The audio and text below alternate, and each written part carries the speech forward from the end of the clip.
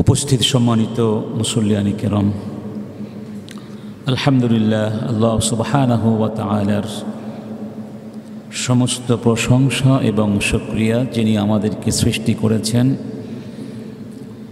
যিনি মহাবিশ্বের একমাত্র মালিক এবং সমস্ত শক্তির যিনি আধার।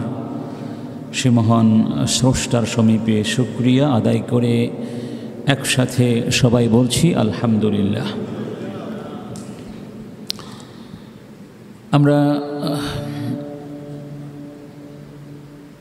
একটি বিষয় নিয়ে কিছুটা আলোচনা করেছিলাম, একটি পর্ব আলোচনা করে বলেছিলাম অবশিষ্ট কথাগুলো ইনশাআল্লাহ পরে আলোচনা করব।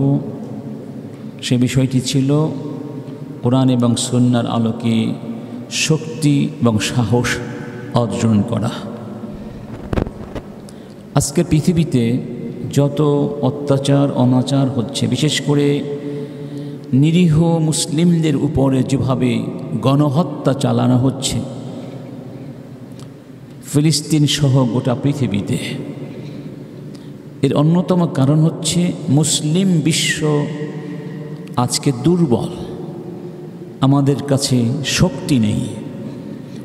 যদি মুসলিম উম্মাহ শক্তিশালী হতো তাহলে কশ্চিনকালেও ওরা আমাদের গায়ে হাত দেওয়ার সাহস করত না। ঠিক তেমনিভাবে শুধু মুসলিম উম্মার প্রশ্ন নয়, মুসলিম উম্মাহ ছাড়াও ওরা যত জায়গায় নির্যাতন, শোষণ, নিপীড়ন চালাচ্ছে, কোথাও সাহস করত না, কারণ মুসলিম উম্মাহ আজকে দুর্বল, শক্তিহীন।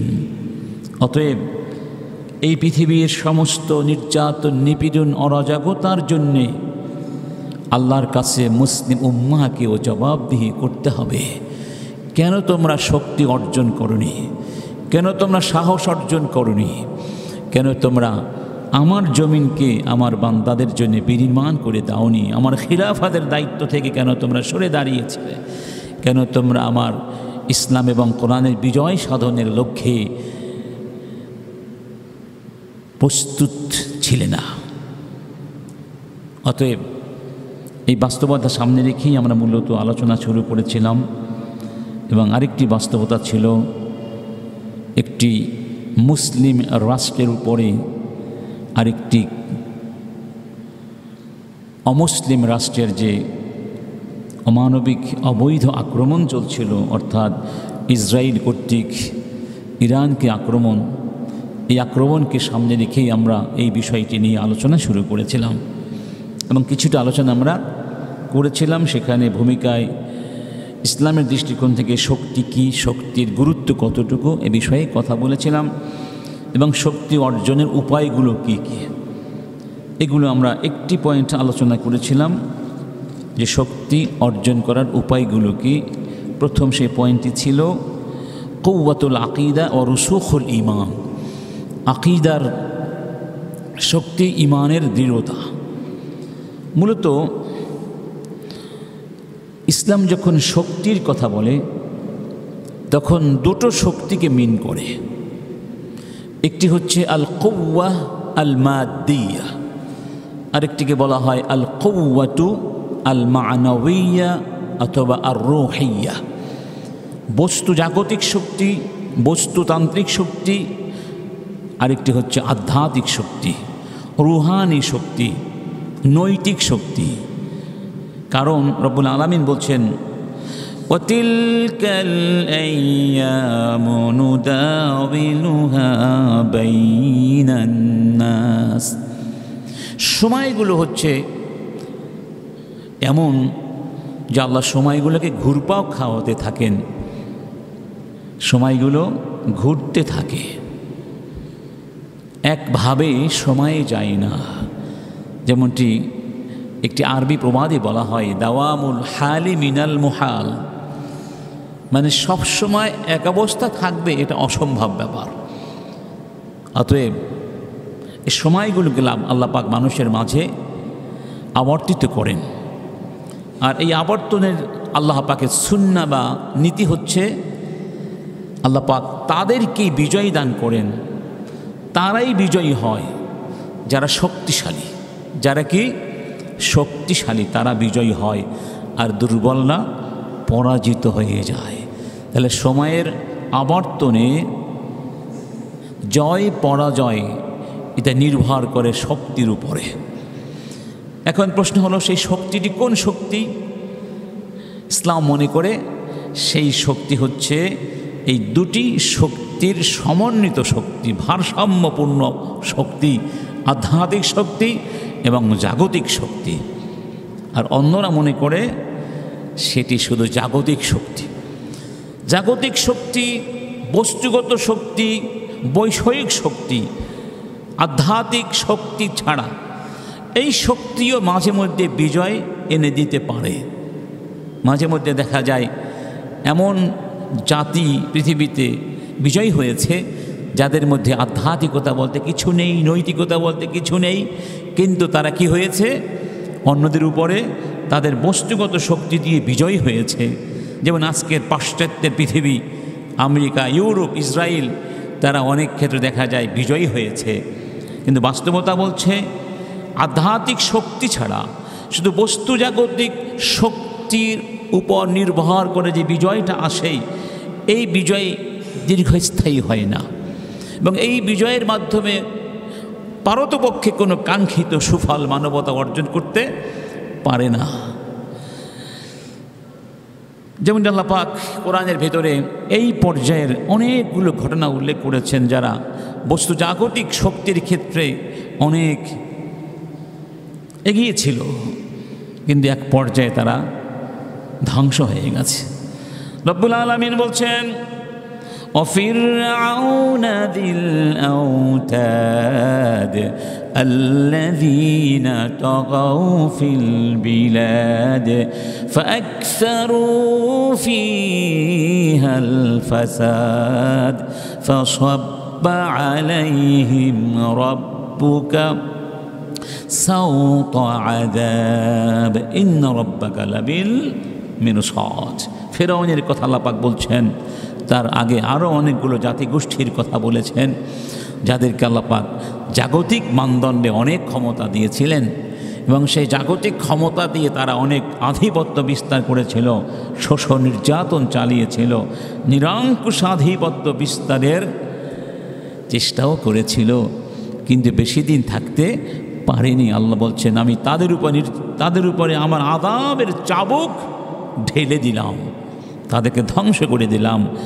অন্য আয়াতে বলা হয়েছে সূরা আর-রুমের ভেতরে, আওয়ালাম ইয়াসিরু ফিল আরদি ফায়ানযুরু কাইফা কানা আকিবাতুল লাযিনা মিন ক্বাবলিহিম কানু আশাদ্দা মিনহুম কুওয়াহ وآثارا في الأرض وعمروها أكثر مما عمروها وجاءتهم رسلهم بالبينات فما كان الله ليظلمهم ولكن كانوا أنفسهم يظلمون। আল্লাহ পাক বিশ্ব মানবতাকে বলছেন তোমরা একটু ইতিহাস পড়ো, এই পৃথিবী ঘুরে দেখো, তোমাদের আগে অনেক জাতি পৃথিবীতে এসেছিল এবং তোমরা এই পৃথিবীকে যতটা আবাদ করেছ, তোমরা যতটা উন্নতি অর্জন করেছ জাগতিক প্রশ্নে, এর চেয়ে অনেক অনেক গুণ বেশি শক্তিশালী জাতি পৃথিবীতে ছিল।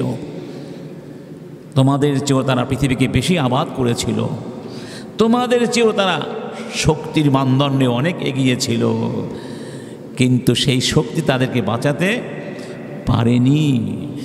আমি তাদেরকে ধ্বংস করে দিয়েছি। আসলে আমি জুলুম করিনি, ওরাই জুলুম করেছে, নিজেরা নিজেদের উপরে জুলুম করেছে। কেন বলেছে? বোঝানোর জন্য।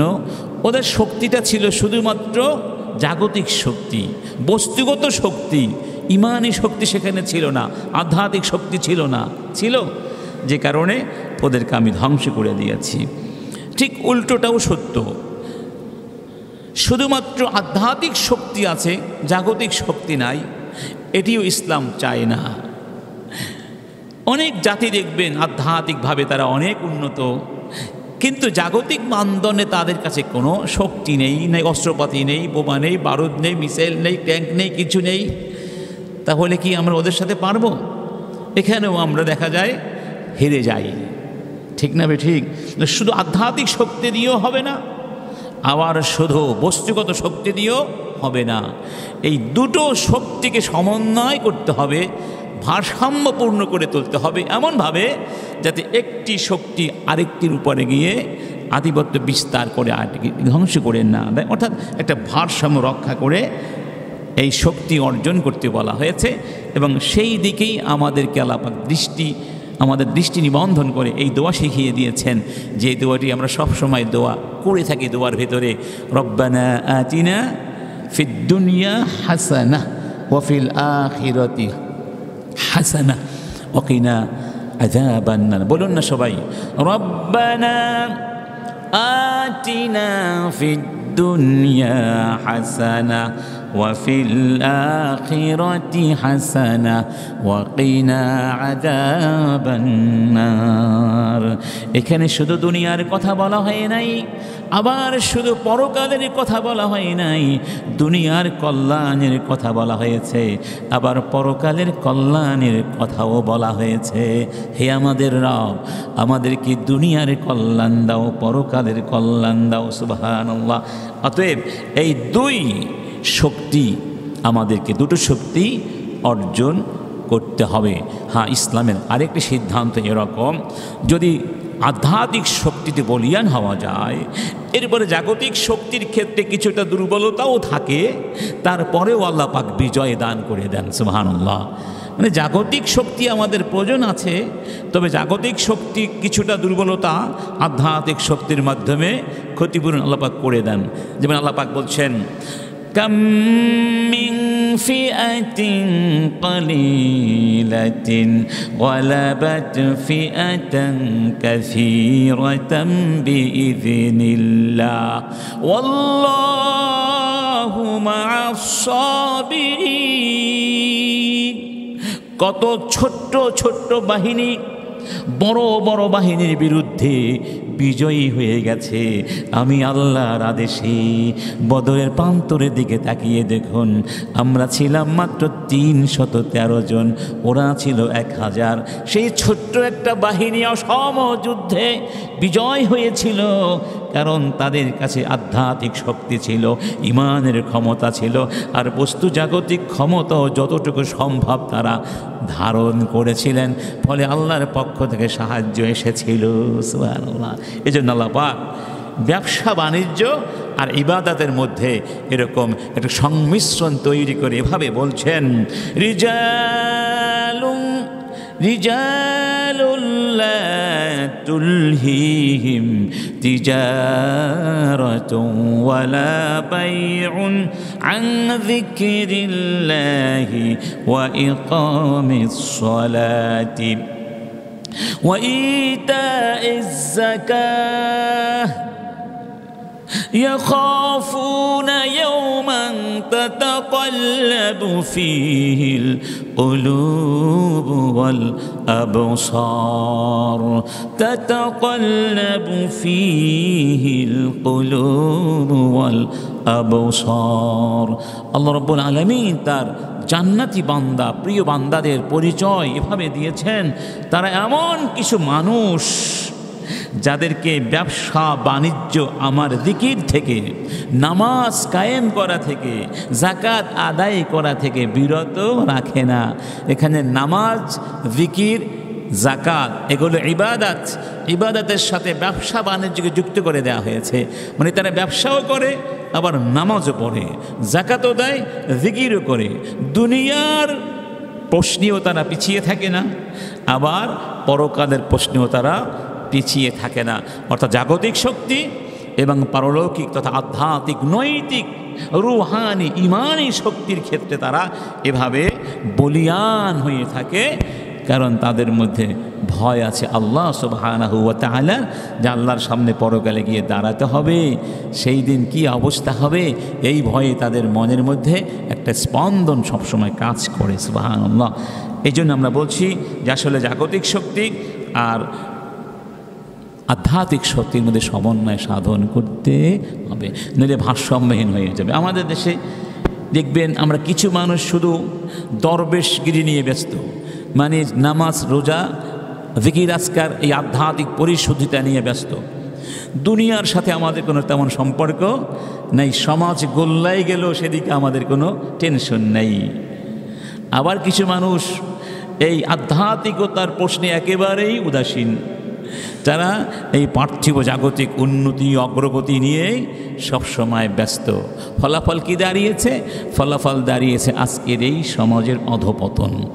আমরা কোনো ক্ষেত্রেই সফল হতে পারছি না, কেন আমাদের মাঝে ভারসাম্যহীনতা কাজ করছে। হ্যাঁ, তাহলে বোঝা গেল আধ্যাত্মিক এবং বস্তু জাগতিক শক্তি প্রয়োজন আছে, এবং এটার দুটো স্তর আছে। একটা হচ্ছে ব্যক্তি জীবনে, আর একটি সমাজ এবং রাষ্ট্রীয় জীবনে। যদি ব্যক্তি জীবন, শুধু সামাজিক জীবনে, রাষ্ট্রীয় জীবনে এই উভয়বিধ শক্তি প্রয়োজন তা নয়, ব্যক্তির জীবনেও প্রয়োজন আছে। যার প্রমাণ দেখুন রব্বুল আলামিন সূরা আল কাসাসের ভিতরে মূসা আলাইহিস সালামের একটি কাহিনী, অনেকগুলো কাহিনী উল্লেখ করেছেন, কিন্তু একটি কাহিনী এরকম আছে, ওয়ালাম্মা ওয়ারাদা মাআ মাদিয়ানা ওয়াজাদা আলাইহি উম্মাতাম মিনান নাসি ইয়াসকুন ওয়া ওয়াজাদা মিন دونهم امرأتين تذودان قال ما خطبكما قالتا لا نسقي حتى يصدر الرعاء وأبونا شيخ كبير। মূসা আলাইহিস সালাম যখন মিশর থেকে চলে গিয়েছিলেন, মাদিয়ান গিয়ে ক্লান্ত শ্রান্ত হয়ে পাহাড়ের পাদদেশে বিশ্রাম নিচ্ছিলেন, তখন কি দেখেছিলেন? কাছেই একটা কূপ ছিল, সেই কূপের কাছে কিছু মানুষ জড়ো হয়েছে এবং তাদের পেছনে দুইটা মেয়ে অপেক্ষা করছে। তো ওই পুরুষ লোকগুলো ওই কূপ থেকে তাদের পশুদের পানি খাওয়াচ্ছে, আর দুটো মেয়ে তারা অপেক্ষা করছে। মূসা আলাইহিস সালাম দেখলেন যে মানুষগুলো পানি খাইয়ে চলে গেছে, ওরা অপেক্ষা করছে। কি ব্যাপার, তোমরা কি করছো এখানে, তোমরা কি চাচ্ছ? তখন মেয়ে দুটো বলল, আমাদের বাবা খুবই দুর্বল, তার পক্ষে এখানে এসে পশুদের পানি খাওয়ানো সম্ভব নয়, তাই আমরা এসেছি, আর আমরা পুরুষ লোকদের সাথে ঠেলাঠেলি করতে পারি না, এটা আমাদের পক্ষে শোভা পায় না। তারা পানি পান করানোর পরে আমরা চেষ্টা করি পানি পান করানোর। তো আজকে যেহেতু ওরা চলে গেছে, সাপোজ চলে গেছে, এখন তাদের পক্ষে পানি পান করানো সম্ভব হচ্ছিল না, কারণ কূপের ঢাকনা ছিল, ওই ঢাকনা ভারী ঢাকনা, তাদের মতো দুইজন মেয়ের পক্ষে উত্তোলন করা সম্ভব নয়, যে ঢাকনা অনেক পুরুষ একসাথে উত্তোলন করেন। তখন মূসা আলাইহিস সালাম যেই ঢাকনা এই গোটা কওম মিলে উঠায়, তিনি একা গিয়ে সেই ঢাকনা উঠিয়ে দিলেন এবং ওই মেয়ে দুটোর ছাগলগুলোকে পানি পান করিয়ে দিয়ে আবার চলে গেলেন।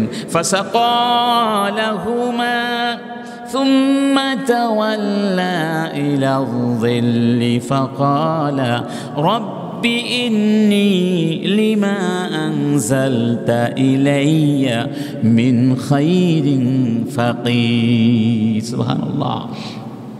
তার মধ্যে অহংকার ছিল না যে আমি একাই ঢাকনা উঠিয়ে ফেললাম, বরং তিনি আল্লাহ শুকরিয়া করলেন, আল্লাহ তোমার শুকরিয়া, তুমি আমাকে যে নেয়ামত দান করেছো, যে শক্তি দিয়েছো, এই জন্য তোমার শুকরিয়া, তোমার এই নেয়ামত ছাড়া আমি বাঁচতে পারি না। সুবহানাল্লাহ।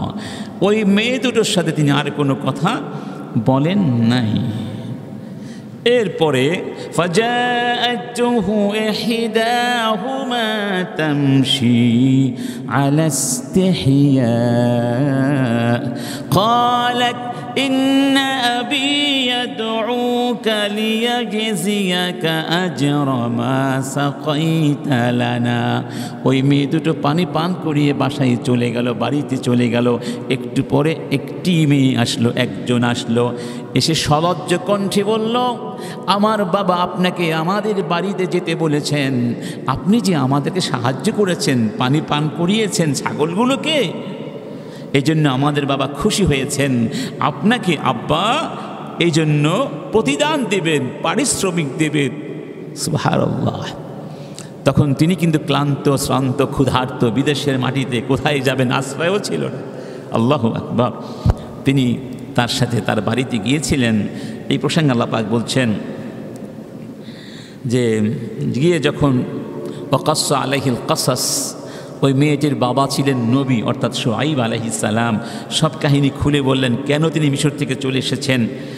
তখন নবী তাকে বললেন, ক্বালা লা তাখাফ, ভয় করো না, ক্বাদ নাজাওতা মিনাল কওমিজ যালিমিন, তুমি জালেম কওমের হাত থেকে নিষ্কৃতি পেয়েছো, তোমার আর কোনো ভয়ের কারণ নাই।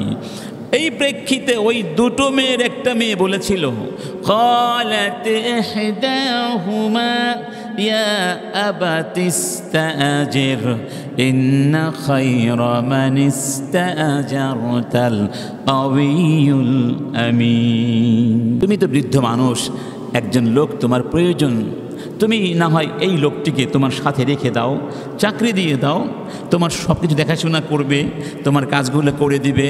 কারণ এই লোকটির মধ্যে দুটো গুণ আছে, একটা হচ্ছে কওয়া, আরেকটি হচ্ছে আমানা। আরেকটি কি? আমানা। মানে তার মধ্যে শক্তি আছে, শক্তি না থাকলে সে একা এই কাজ করতে পারে। আমানতদারিতাও আছে। কিভাবে? এই মেয়ে দুটো খেয়াল করেছেন যেই লোকটি চাইলে তো আমাদের সাহায্য নাও করতে পারতেন, তো তার মধ্যে মানবিক গুণ আছে। দ্বিতীয়ত তিনি আমাদের সাথে অনেক খারাপ আচরণ করতে পারতেন, তার যে শক্তি, তার শক্তির সামনে আমরা কিছু করতে পারতাম না, তিনি আমাদেরকে ক্ষতি করতে পারতেন, ক্ষতি করেন নাই, এবং আমাদের দিকে তিনি কোনো খারাপ দৃষ্টি দিয়ে তাকান নাই, এবং অত্যন্ত বিনয়ের সাথে তিনি এসেছেন, এবং তার আচরণ, তার সব কিছুই ছিল অত্যন্ত শালীন, ভদ্র এবং অত্যন্ত উন্নত নৈতিক রুচিবোধ সম্পন্ন। অতএব এই লোক দরকার। এখানে মূসা নবীর মধ্যে দুইটা শক্তির কথা বলা হয়েছে। একটি হলো কায়িক শক্তি, এটা বস্তুগত শক্তি, আরেকটি তার নৈতিকতা শক্তি, আধ্যাত্মিক শক্তি। ঠিক না? ঠিক। তাহলে এই নবীদের মাঝেও দুই প্রকার শক্তি থাকতো। তো ইসলাম চাচ্ছে আমরা এই দুই প্রকার শক্তিতেই বলীয়ান হব, এবং এর মাধ্যমে আমাদের সমাজ, রাষ্ট্র যেন এই দুই প্রকার শক্তিতে বলীয়ান হতে পারে। এবং সেটি কোনো ঐচ্ছিক বিষয় নয়, এটি অনিবার্য বিষয়। আমি প্রথমেই বলেছি, আজকের পৃথিবীতে যদি মুসলিম উম্মাহ শক্তিশালী হতো, তাহলে পৃথিবীতে এত যুদ্ধ, বিগ্রহ, নৈরাজ্য সৃষ্টি করার দুঃসাহস করতো না ওরা। অতএব এই পৃথিবীর যে আজকের যে করুণ দশা, এজন্য আমরা যেমন দায়ী, ওরা তো সরাসরি দায়ী, আমরাও সরাসরি দায়ী। আমরা কেন শক্তি অর্জন করার চেষ্টা করি না? আমাদের টাকা পয়সা হলে আমরা গা ভাসিয়ে দিই বিলাসিতার মধ্যে, ওরা অস্ত্র তৈরি করে, ওরা প্রযুক্তিগত ফান্ডে, ওরা বিজ্ঞান গবেষণায় বিশাল বাজেটের ব্যবস্থা করে। আমরা বিজ্ঞান গবেষণার বাজেট নিয়ে নাচ আর গান আর নায়ক নায়িকার সিনেমা এবং তাদের রাষ্ট্রীয়ভাবে পুরস্কৃত করার বাজেট তৈরি করি। অতএব এটা আল্লাহর কাছে জবাব দিতে হবে, অবশ্যই জবাব দিতে হবে। যাই হোক, তো তাহলে আমরা দুই প্রকার শক্তি অর্জন করতে বাধ্য। আমরা আমাদের আলোচনায় 6টি পয়েন্ট নিয়ে আসব, কিছু এনেছি। 1 নম্বর, শক্তি বলতে আমরা কি বুঝি, তারপরে শক্তির গুরুত্ব, 3 নম্বর শক্তির প্রকারভেদ এবং প্রত্যেক প্রকার উপাদানগুলো কী কী আলোচনা করব, 4 নম্বর শক্তির উৎসগুলো কী, 6 নম্বর 5 নম্বর শক্তি অর্জনের ফলাফল কী, এবং 6 নম্বর আমাদের করণীয় কী আছে, এই বিষয়গুলো আমরা ডিটেলস আলোচনা করব ইনশাআল্লাহ। তাহলে প্রথমে আমরা আল কওয়া আর রুহিয়া, মানে স্পিরিচুয়াল পাওয়ার, যেটা আধ্যাত্মিক শক্তির উপাদানগুলো, আনাসেরগুলো আলোচনা করব ইনশাআল্লাহ। ইনশাআল্লাহ। এই পর্যায়ে আমরা একটি পয়েন্ট আলোচনা করেছিলাম, যেটা শুরুতে একটু ইঙ্গিত করেছিলাম। সেই পয়েন্ট কি ছিল? কুওয়াতুল আকীদা ওয়া রুসুখুল ঈমান, বিশ্বাসের শক্তি, আকীদার শক্তি এবং ঈমানের দৃঢ়তা। রাসূল করিম সাল্লাল্লাহু আলাইহি ওয়াসাল্লাম বলছেন, লাউ আরাফতুম হাক্কাল মারিফা, লাউ আরাফতুমুল্লাহ হাক্কাল মারিফা, তোমরা যদি আল্লাহ সুবহানাহু ওয়া তাআলাকে চিনতে যথার্থভাবে, লাযালাত বিদুআইকুমুল জিবাল, তাহলে তোমাদের দোয়ায় পাহাড় সরে যেত। যদি তোমরা আল্লাহকে যথার্থভাবে চিনতে, তাহলে তোমরা যে দোয়া করতে, সেই দোয়ায় পাহাড় তার জায়গা থেকে সরে যেত। সুবহানাল্লাহ। এটা আধ্যাত্মিক শক্তির কথা বোঝানো হয়েছে, ইমানের শক্তির কথা বোঝানো হয়েছে। ইমানের এই শক্তিটা আসে কিসের থেকে? আল মারিফাতু বিল্লাহ, আল্লাহর মারিফাত থেকে। মারিফা মানে জানা। মারিফাত তো কি? কাকে জানা? আল্লাহকে জানা। আল্লাহকে আপনি কিভাবে জানবেন? আপনি কি আল্লাহকে দেখেন? আমি কি আল্লাহকে দেখি? আল্লাহর সত্তা দেখি না, জাত দেখি না। আল্লাহর জাতগত পরিচয় আমি আয়ত্ত করতে পারবো না, সেই ক্ষমতা আমার নাই। তাহলে আল্লাহর পরিচয় কিভাবে নিতে হবে? আল্লাহর পরিচয় নিতে হবে তার গুণ থেকে, তার বৈশিষ্ট্যগুলো থেকে। অর্থাৎ আল্লাহ পাকের যে নামগুলো আছে, আল আসমাউল হুসনা, প্রত্যেকটা নামের মধ্যে আল্লাহর পরিচয় আছে নাকি নাই। যখন আপনি বলেন বিসমিল্লাহির রহমানির রহিম, পরম করুণাময় অতীব দয়ালু আল্লাহর নামে শুরু করলাম, আল্লাহর নামে, এখানে কোন নামে শুরু করলেন? কোন নাম? এখানে দুটো নাম দেয়া আছে। আর রহমান, তিনটা নাম আছে। আল্লাহ সত্তাগত নাম, আর রহমান, আর রহিম, এই তিনটা নামেই শুরু করলাম না আরও নাম আছে? আরবি নান্দনিক তত্ত্বের নান্দনিকতার একটা চাহিদা বা দাবি হচ্ছে, এখানে দেখুন বিসমিল্লাহ, ইসমুন, ইসমুন মানে নাম। কার নাম? আল্লাহর নাম। বিসমিল্লাহ, আল্লাহ, এটাকে বলা হয় লফজুল জালালা। এই বিশ্বের মধ্যে সবচেয়ে শ্রেষ্ঠ শব্দের নাম কি? আল্লাহ, লফজুল জালালা। এটা ডেফিনিট নাকি ইনডিফিনিট? ডেফিনিট। আর ইসমুন ইনডিফিনিট, অর্থাৎ অনির্দিষ্ট। কোনো শব্দের আগে আলিফ লাম বসলে সাধারণত এটা নির্দিষ্ট হয়ে যায়। যেমন বললাম কালামন, যে কোনো কলম হতে পারে, একটি কলম, যে কোনো কলম, এটা ইনডিফিনিট। যদি বলি আল কালাম, তাহলে কি হয়ে যায়? নির্দিষ্ট হয়ে। যাই হোক, তখন ইসমুনটা হচ্ছে অনির্দিষ্ট, আর এটাকে আরোপণ করা হয়েছে, নিসবাত করা হয়েছে, ইদাফা করা হয়েছে কার? আল্লাহর দিকে, নির্দিষ্ট। তা অনির্দিষ্ট বস্তুকে যখন নির্দিষ্ট কোনো বস্তুর দিকে ইদাফাত করা হয়, নিসবাত করা হয়, সম্বোধন করা হয়, তখন এর মধ্যে ব্যাপকতার অর্থ আসে। কিসের অর্থ আসে? ইউফিদুল উমুম ও শুমুল। তার অর্থ হচ্ছে আল্লাহ সুবহানাহু ওয়া তাআলার যত নাম আছে সমস্ত নাম দিয়ে শুরু করলাম। সুবহানাল্লাহ, বিশাল ব্যাপার। এই বিসমিল্লাহ কোনো ছোটোখাটো বিষয় নয়। বিসমিল্লাহ নিয়ে আরেকদিন আলোচনা করবো ইনশাআল্লাহ। বিসমিল্লাহ কী জিনিস, এর মধ্যে কী রহস্য আল্লাহ লুকিয়ে রেখেছেন, এগুলো জানলে হতবাক হয়ে যাবেন আপনারা, হতবাক। সুবহানাল্লাহ। তার মানে আল্লাহকে চিনতে হবে তার গুণ দিয়ে, তার বৈশিষ্ট্য দিয়ে, তার সিফাত দিয়ে। এই জন্য আল্লাহ তার সিফাতগুলো, গুণগুলো কোরআনের মধ্যে তুলে ধরেছেন। সুবহানাল্লাহ।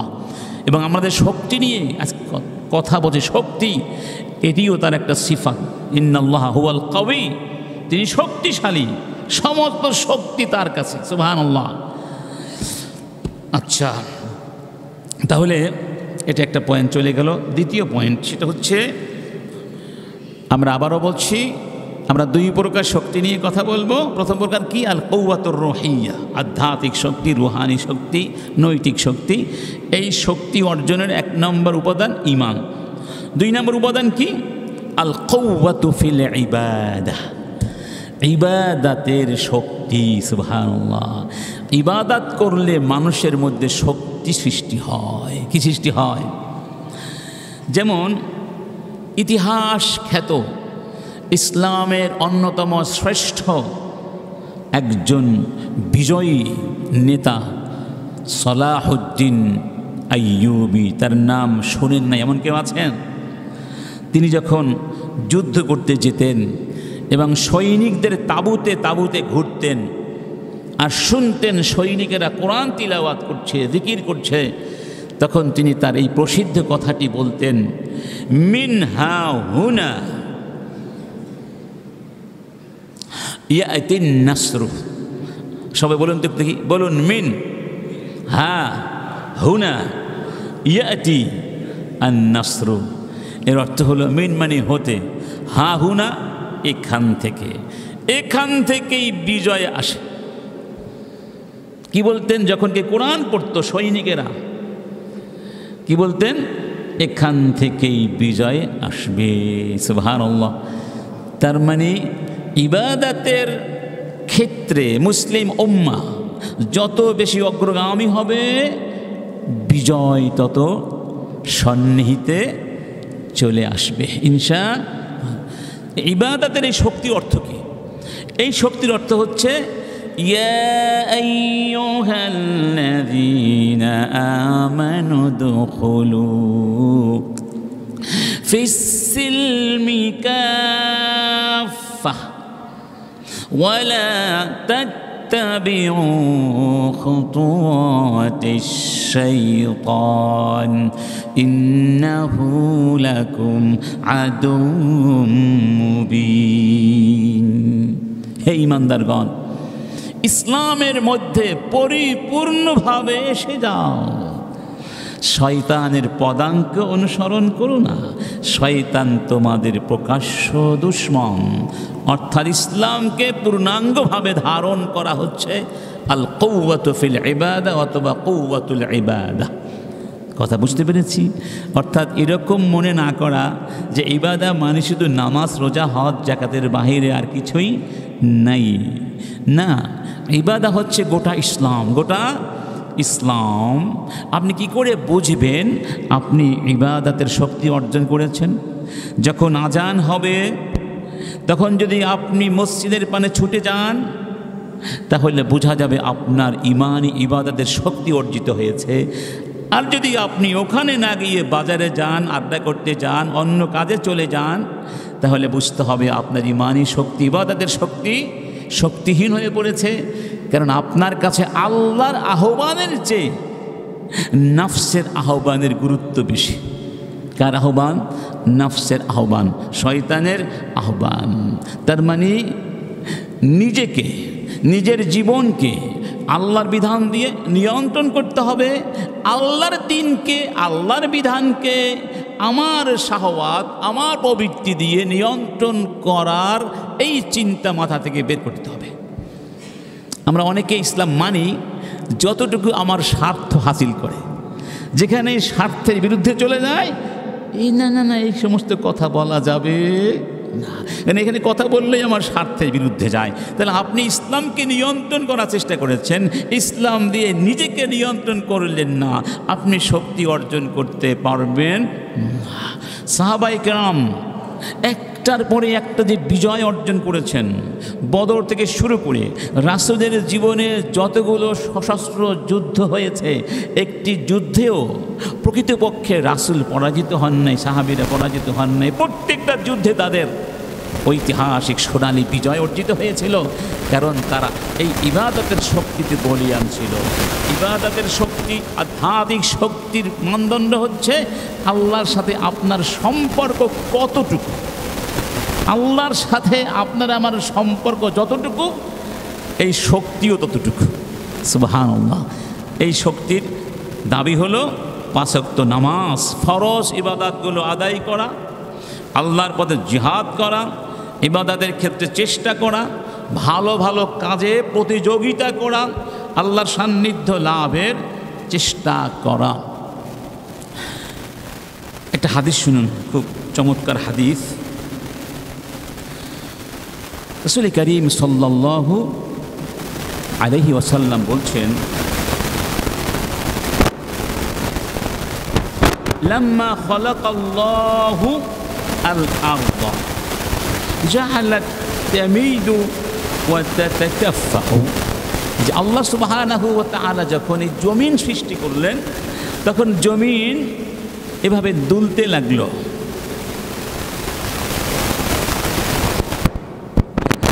সাহাবিল জিবালি ফাস্তাকাররাত, আল্লাহ সুবহানাহু ওয়া তাআলা তখন পাহাড় সৃষ্টি করে জমিনের ভিতরে কিলকের মতো গেঁথে দিলেন, জমিন স্থির হয়ে গেল। ফাতাআজ্জাবাল মালাইকা মিন শিদ্দাতিল জিবাল, এই পাহাড়গুলোর ক্ষমতা দেখে, ভারিত্ব দেখে ফেরেশতারা হতবাক হয়ে গেলেন যে জমিনের চেয়েও তাহলে শক্তিশালী কি এই পাহাড়গুলো, যে পাহাড়ের কারণে জমিন কি হয়ে গেল, স্থির হয়ে গেল। তখন ফেরেশতারা জিজ্ঞেস করলেন, ইয়া রব্বানা হাল খালাকতা খালকান আসাদ্দা মিনাল জিবাল, এই পাহাড়ের চেয়েও কি কঠিন শক্তিশালী কোনো জিনিস আপনি সৃষ্টি করেছেন? রব্বুল আলামিন বললেন, নাম, পাহাড়ের চেয়েও শক্তিশালী জিনিস আমি তৈরি করে সৃষ্টি করেছি। সেটি কি? আল হাদিদ, তার নাম লোহা। তার নাম কি? লোহা। এই পাহাড়ের চেয়েও কি শক্তিশালী। তখন ফেরেশতারা বললেন, ফাহাল খালাকতা খালকান আসাদ্দা মিনাল হাদিদি, ওই লোহার চেয়েও শক্তিশালী কোনো জিনিস কি আপনি সৃষ্টি করেছেন রব? তখন রব্বুল আলামিন বললেন, নাম, লোহার চেয়েও শক্তিশালী জিনিস আমি সৃষ্টি করেছি। সেটি কি? আন্নার, আগুন। আগুনের মধ্যে লোহা কি হয়ে যায়? গলে যায়। সুবহানাল্লাহ বললেন না? ফেরেশতারা বললেন, ফাহাল খালাকতা খালকান আশাদ্দা মিনান নার, হে রব, আগুনের চেয়েও কি শক্তিশালী কোনো সৃষ্টি আপনি সৃষ্টি করেছেন? রব্বুল আলামিন বললেন, নাম, আগুনের চেয়েও শক্তিশালী সৃষ্টি আমার আছে, তার নাম হলো আলমাউ, পানি।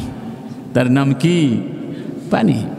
আবার জিজ্ঞেস করলেন ফেরেশতারা, ফাহাল খালাকতা খালকান আশাদ্দা মিনাল মাই, ওই পানি থেকেও শক্তিশালী কোনো জিনিস কি আপনি সৃষ্টি করেছেন?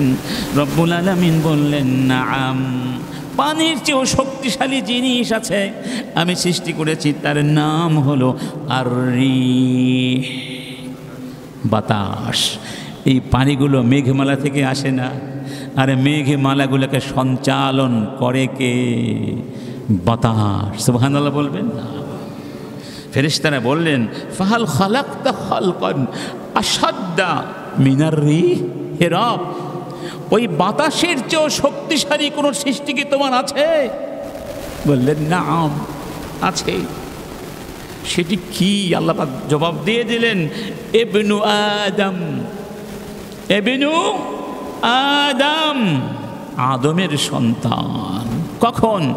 ইদা তাসাদ্দাকা সাদাকাতান বিয়ামিনিহি ফাআখফাহা আন শিমালিহি, আদম সন্তান যখন আমার জন্যে কিছু দান করে, সদাকা করে ডান হাত দিয়ে, ফাআখফাহা আন শিমালিহি, বাম হাতকেও জানতে দেয় না, গোপনে আমার জন্য দান করে, ওই সদাকা আমার ওই আদমের সন্তান, আমার বান্দা, এর চেয়েও শক্তিশালী। সুবহানাল্লাহ। দেখেছেন ইবাদতের শক্তি কি জিনিস? এই হাদিসের মধ্যে অনেক শিক্ষা আছে। একটা হচ্ছে ইবাদতের শক্তি, আরেকটি হলো ইখলাসের শক্তি, আরেকটি হলো অর্থনৈতিক শক্তি। অর্থাৎ সমাজে কেউ নিরন্ন অস্ত্রহীন থাকতে পারবে না। অস্ত্রহীন বলতে অন্নহীন, বস্ত্রহীন। সবাই কি হবে? সচ্ছল হবে। অর্থনৈতিক সচ্ছলতা আনিয়ে দিতে হবে, পারস্পরিক সহযোগিতা থাকতে হবে, তাহলে শক্তি বাড়বে না, কমবে। এর অনেকগুলো শিক্ষা। একই সাথে এই হাদিসের মাধ্যমে মূলত ইবাদতের প্রতি আমাদের ভিতরে একটা প্রতিযোগিতামূলক মনোভাব সৃষ্টির চেষ্টা করা হয়েছে, যাতে করে আমরা এই ইবাদতের ক্ষেত্রে প্রতিযোগী হয়ে উঠতে পারি। সুবহানাল্লাহ বলবো না? তাহলে কেমন শক্তি আপনার মধ্যে আছে? আপনার মধ্যে আমার মধ্যে আল্লাহ পাক কেমন শক্তি লুকিয়ে রেখেছেন, সেই সুপ্ত গুপ্ত লুকানো শক্তি আবিষ্কার করতে হবে। শক্তির উৎসে আঘাত করে সেখানে শক্তির বিস্ফোরণ ঘটাতে হবে। শক্তি আছে ভেতরে, কিন্তু বিস্ফোরণ ঘটাতে পারলাম না, সেই শক্তির কোনো দাম আছে বলুন? আপনাকে আল্লাহ মেধা দিয়েছেন, কিন্তু মেধা দিয়ে কাজ করছেন না, এই মেধা দিয়ে কোনো লাভ আছে? আমরা এত বোকা। এবং ধরুন মাঝে মধ্যে যারা লেখাপড়া করি, মনে হয় না আর এখানে আর পড়বো না, কিন্তু এরপরে পড়লে আর মেধা ঢুকবে না, আর জায়গা নেই, মনে হয় না? হাফেজ যারা হেফজ করে, আমাদের মনে হতে করার সময় যে মনে হয় আর পারবো না, বেশি পড়লে মনে থাকবে না, কিন্তু বাস্তবতা উল্টো। আল্লাহ পাক আপনার মেধার মধ্যে এত স্কেচ দিয়েছেন, আপনি মনে হয়, আমরা মনে হয় তার 1,00,000 ভাগের 1 ভাগ ব্যবহার করি। আছে আমরা শক্তিগুলোকে অকেজে করে রেখে দিয়েছি। এটা আল্লাহর নেয়ামতের প্রতি অকৃতজ্ঞতা, ঠিক না বেঠিক?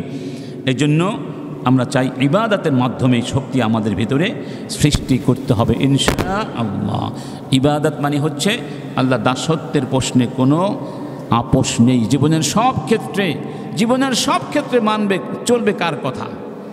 আচ্ছা, আমি একটা প্রশ্ন করি আপনাদের কাছে। ধরুন আমরা নামাজি বান্দা, নামাজ পড়ি, রোজা রাখি, কোরআন পড়ি, জিকির করি, এই মসজিদের মধ্যে তাহাজ্জুদ পড়ি, ইবাদতের কোনো সীমারেখা নেই, আলহামদুলিল্লাহ, ভালো কথা।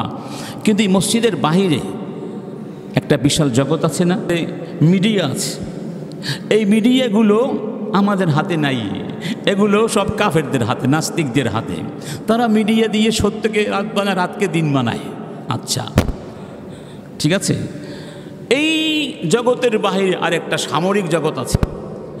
ওই জগতে তারা গিয়ে কি করেছে? মারণাস্ত্র তৈরি করেছে, পারমাণবিক বোমা তৈরি করেছে। আমাদের কাছে অস্ত্রপাতি কিছুই নাই।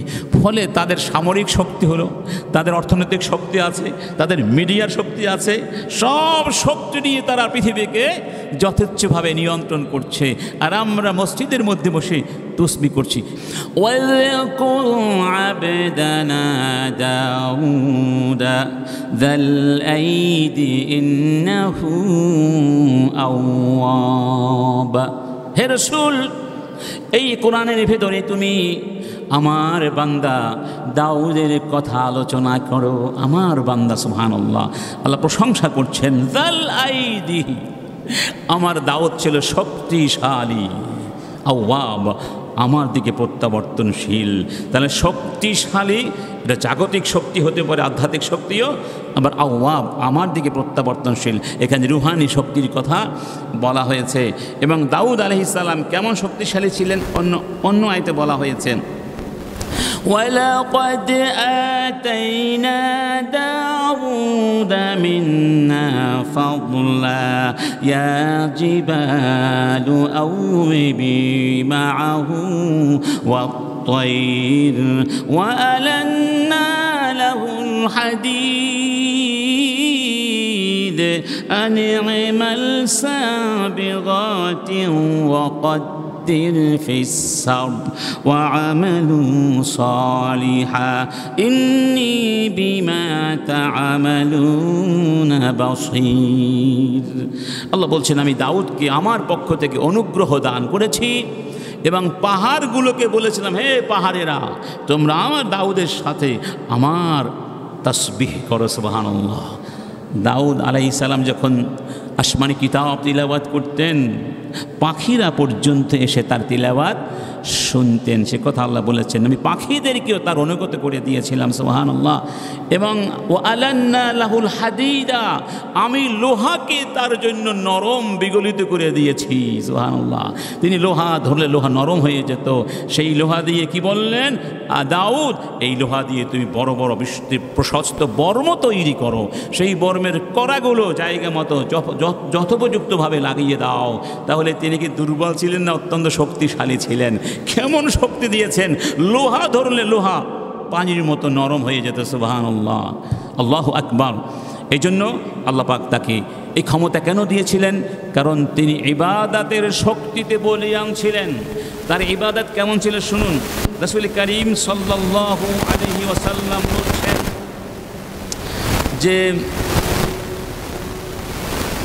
কানা ইয়াকুমু থুলুসাল লাইলি ওয়া ইয়াসুমু নিসফাদ দাহর। দাউদ আলাইহিস সালাম তিনি অর্ধযুগ রোজা রাখতেন, মানে বছরের অর্ধেক রোজা রাখতেন। একদিন রোজা, একদিন ইফতার। একদিন রোজা তাহলে কয়দিন হয়? অর্ধেক হয় না? এবং তিনি রাত্রিতে নামাজ পড়তেন, ইবাদত করতেন। সুলুসুল লাইল, রাতের 1/3 তিনি দাঁড়িয়ে ইবাদত করতেন। অন্য হাদিসে বলা হয়েছে আহাব্বুস সলাতি ইলাল্লাহ সলাতু দাউদ। আল্লাহর কাছে সবচেয়ে প্রিয় নামাজ হলো দাউদ আলাইহিস সালামের নামাজ। কি করতেন? এভাবে নামাজ পড়তেন। ওয়া আহাব্বুস সিয়ামি ইলাল্লাহি সিয়ামু দাউদ। এবং সবচেয়ে আল্লাহর কাছে প্রিয় রোজা হলো দাউদ আলাইহিস সালামের রোজা। কানা ইয়াকুমু মিনাল লাইলি হাত্তা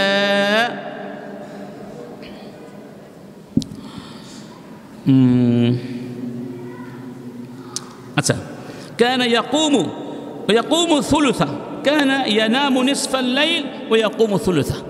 কানা ইয়াকুমু নিসফাল লাইল, তিনি অর্ধেক রাত ঘুমাতেন। খেয়াল করবেন। ওয়া ইয়াকুমু থুলুসা, আর 3 ভাগের 1 ভাগ কিয়াম করতেন, দাঁড়িয়ে দাঁড়িয়ে ইবাদত করতেন। ওয়া ইয়ানামু সুদুসা, আর রাতের 6 ভাগের 1 ভাগ ঘুমাতেন। সুবহানাল্লাহ। যারা রাত্রিবেলা নামাজ পড়েন, ইবাদত করেন, ইবাদত কিছুতে নামাজই পড়েন। কেউ নামাজ পড়ে, কেউ জিকির করে, কেউ ইলম অর্জন করে, কেউ অন্য কাজ করে, কোরআন হিফজ করে, আছে না? সবই তো ইবাদতের মধ্যে পড়ে। তো এটা ছিল দাউদ আলাইহিস সালামের ইবাদত। এই ইবাদতের কারণে আল্লাহ সুবহানাহু ওয়া তাআলা তাকে এমন শক্তি দিয়েছিলেন, পড়েছেন কোরআনের ভিতরে, এই শক্তির সামনে তৎকালীন পৃথিবীর কোনো বাতিল শক্তি মাথা উঁচু করে দাঁড়াবার সাহস করেছিল? আজকেও যদি আমরা এই শক্তিতে বলীয়ান হই, আমাদের সামনে বাতিল শক্তি মাথা উঁচু করে দাঁড়াতে পারবে না ইনশাআল্লাহ। এবং সেই শক্তি কিভাবে অর্জন করতে হয় রাসূল করিম দেখিয়ে গেছেন। আমাদের রাসূল, আমাদের নবী মুহাম্মদ সাল্লাল্লাহু আলাইহি ওয়াসাল্লামের ব্যাপারে এভাবে বলা হয়েছে, কানা ইয়াকুমু মিনাল লাইলি হাত্তা তাতাফাত্তারা কদামাহু। রাসূল রাত্রি জেগে জেগে এত বেশি ইবাদত করতেন যে তার পা দুটো ফুলে যেত। এটা তার ইবাদতের, নামাজের শক্তি। এবং সিয়ামের শক্তি কেমন ছিল? হাদিসে বলা হয়েছে যে রাসূল এমন রোজা রাখতেন, যখন রোজা শুরু করতেন মনে হতো আর ভাঙবেন না। সুবহানাল্লাহ। একাধারে অনেক দিন, এটাকে বলে সৌমুল ওয়াসাল। আবার যখন ভাঙতেন মনে হতো আর রাখবেন না। অর্থাৎ এখানেও তার একটা কি আছে? রোজার শক্তি আছে। আবার দেখুন জিকির, হাদিসের মধ্যে বলা হয়েছে কানান নবী ইয়াযকুরুল্লাহ আলা কুল্লি আহয়ানিহি, রাওয়াহু মুসলিম। রাসূল সব সময় আল্লাহর জিকির করতেন। সুবহানাল্লাহ। আল্লাহ জিকিরের শক্তি ছিল। অন্য হাদিসে বলা হয়েছে আন্নান নবী সাল্লাল্লাহু আলাইহি ওয়াসাল্লাম লাম ইয়াকুন ইয়াহজুবুহু আনিল কুরআনি শাইউন লাইসাল জানাবা। জানাবাত ছাড়া আর কিছু রাসূলকে কোরআন থেকে বিরত রাখতে পারত না। কোরআন তিলাওয়াতের শক্তি, জিকিরের শক্তি, নামাজের শক্তি, রোজার শক্তি, এই আধ্যাত্মিক শক্তিতে তিনি বলীয়ান ছিলেন। রব্বুল আলামিন সেজন্য বলছেন মুহাম্মাদুর রাসূলুল্লাহি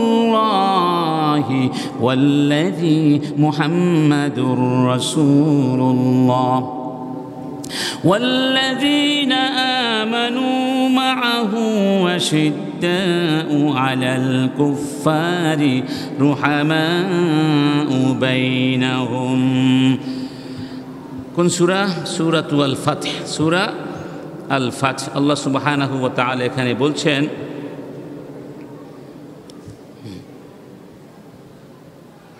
মুহাম্মাদুর রাসূলুল্লাহ। মুহাম্মদ কার রাসূল?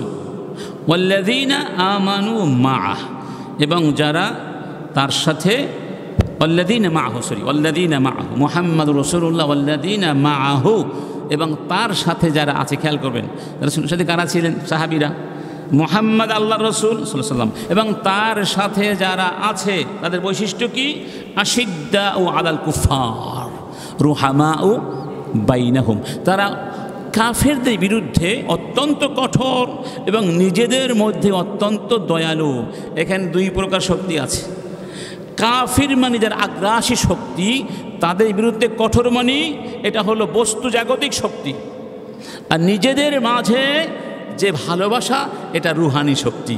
বা দুই প্রকার শক্তিতে সাহাবীরা বলিয়ান ছিলেন, যে কারণে আল্লাহ পাক তাদেরকে বিজয় দান করেছেন। সুবহানাল্লাহ। সম্মানিত বন্ধুগণ, তো আমরা আজকে এখানেই শেষ করতে চাচ্ছি। তো আমরা যে বিষয়টি নিয়ে আলোচনা করছিলাম, বিষয়টি হচ্ছে ইসলামের আলোকে বা কোরআন সুন্নাহর নির্দেশনায় শক্তি সাহস সঞ্চার করার প্রয়োজনীয়তা। আমরা শক্তি নিয়ে কথা বলে, সাহস নিয়ে, বীরত্ব নিয়ে আবার আলাদা কথা বলবো ইনশাআল্লাহ। এবং শক্তি বলতে আমরা সামগ্রিকভাবে আধ্যাত্মিক এবং জাগতিক এই দুই প্রকার শক্তিকে মিন করেছি, এবং এই দুই প্রকার শক্তি অর্জন করার পন্থাগুলো আমরা আলোচনা করব। এই আলোচনা যেন এখানেই কি বন্দী হয়ে না থাকে। প্রত্যেকটা কথা আপনাকে বলা হচ্ছে, আমাকে বলা হচ্ছে, এরকম চিন্তা করার সুযোগ নেই। এগুলো মনে হয় রাষ্ট্রপ্রধানদের কি বলা হয়েছে, বা আলেমদের বলা হচ্ছে, অথবা হামাসকে বলা হচ্ছে, না, অথবা ইরানকে বলা হচ্ছে। এই কথাগুলো প্রত্যেক মুসলমানকে বলা হচ্ছে। প্রত্যেক মুসলমানের উচিত এই কথাগুলোকে অনুধাবন করার চেষ্টা করা, নিজেকে আল্লাহর এই সমাধান দ্বারা সম্মোহিত এরকম বিশ্বাস করে আমল করার চেষ্টা করা। ইনশাল্লাহ পারবো। ইনশাল্লাহ যে যে পর্যায়ে রয়েছি আমরা আমাদের শক্তিগুলো সঞ্চার করব মানবতার জন্য, সত্যের জন্য। মনে রাখবেন, আমরা সেই শক্তির কথা বলছি যেই শক্তি আপনাকে আমাকে এমন মানুষ বানায় যাদের মাধ্যমে আল্লাহ এই জমিনে সত্য প্রতিষ্ঠিত করবেন, বাতিলকে ধ্বংস করবেন। ওয়ায়ুহিক্কুল্লাহুল হাক্কা বিকালিমাতিহি ওয়ায়ুবতিলুল বাতিল। আল্লাহ ওয়ায়ুহিক্কুল হাক্কা ওয়ায়ুবতিলুল বাতিল, আল্লাহ সত্য প্রতিষ্ঠা করে মিথ্যাকে ধ্বংস করে দেন। তাদের মাধ্যমে, এই বান্দাগুলোর মাধ্যমে। আমরা যেন সেই বান্দা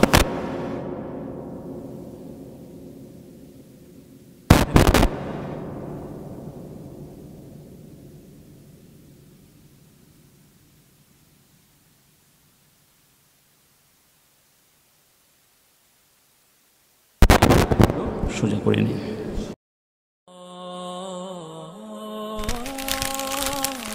আইসিল মিডিয়া, সত্য ও দিন প্রচারের লক্ষ্যে।